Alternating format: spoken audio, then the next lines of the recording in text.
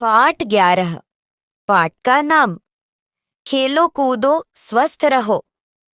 आशय जीवन में स्वास्थ्य का महत्वपूर्ण स्थान है। सेहत को बनाए रखने के लिए कई लोग बहुत पैसे खर्च करते हैं। पैसे खर्च किए बिना ही अपने जीवन को स्वस्थ रखने के लिए खेलो कूदो स्वस्थ रहो इस सूत्र को अपनाएं। खेलों की दुनिया में सदा आनंद और उल्लास का वातावरण रहता है। उत्साह का शीतल समीर बहता रहता है। खेल से तन मन स्वस्थ होता है, मनोरंजन भी मिलता है।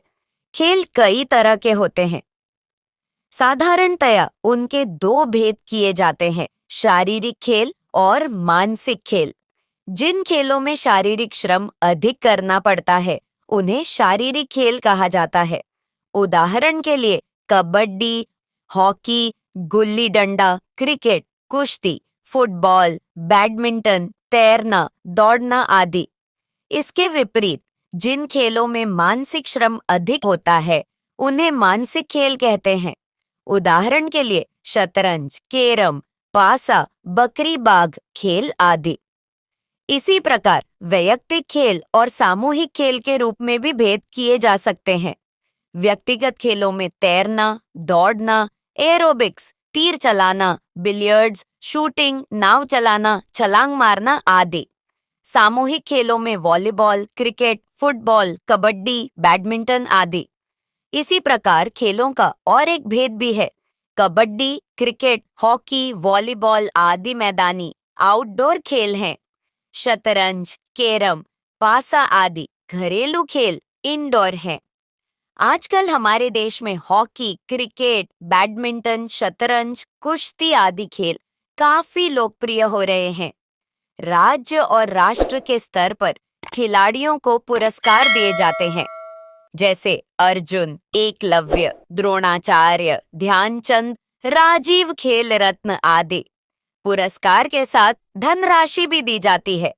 अच्छे खिलाड़ियों को और पुरस्कार प्राप्त खिलाड़ियों को भी राज्य सरकार, केंद्र सरकार, बैंक और कई कंपनियों में नौकरी दी जाती है। पुरस्कार प्राप्त खिलाड़ियों को नौकरियों की भर्ती में आरक्षण की सुविधा भी रहती है। इतना ही नहीं, रेल, हवाई जहाज आदि में सफर करने के लिए भी विशेष रूप से आरक्षण की सुविधा दी जाती है। कई कंपनियां खिलाड़ियों को अपने प्रतिनिधि बना लेती हैं। जीवन में खेलों का स्थान बहुत महत्वपूर्ण है। खेल छात्र जीवन का महत्वपूर्ण अंग है। छात्रों के लिए पढ़ाई के साथ साथ खेलना भी जरूरी है। खेलों द्वारा बच्चों में धैर्य, लगन, परिश्रम, उत्साह तथा परस्पर सहयोग आदि गुणों का विकास होता है। जहां विद्यालय में छात्र शिक्षा द्वारा अनेक विषयों का ज्ञान प्राप्त करते हैं, वहीं खेलों द्वारा जीवन का अनुभव प्राप्त करते हैं। नेहरू जी के अनुसार खेल को खेल की भावना से ही खेलना चाहिए। नेहरू जी के समान ही गांधी जी भी स्वास्थ्य के लिए व्यायाम को आवश्यक मानते थे।